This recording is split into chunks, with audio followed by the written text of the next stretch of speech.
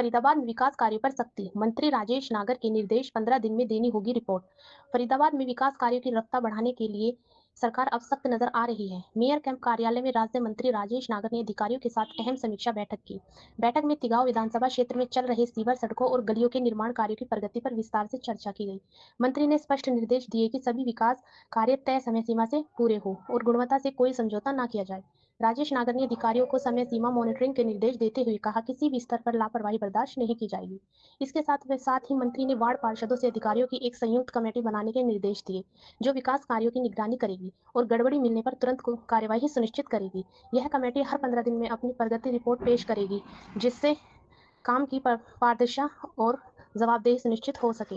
बैठक में मेयर प्रवीण बत्रा जोशी, निगम आयुक्त धीरेन्द्र खड़गटा, ज्वाइंट कमिश्नर करण सिंह भदौरिया, मुख्य अभियंता विवेक गिल और अधीक्षण अभियंता ओमवीर सिंह समेत कई अधिकारी मौजूद रहे। फिलहाल देखना होगा कि सख्त निर्देशों के बाद जमीनी स्तर पर विकास कार्यों की रफ्तार कितनी तेज होती है।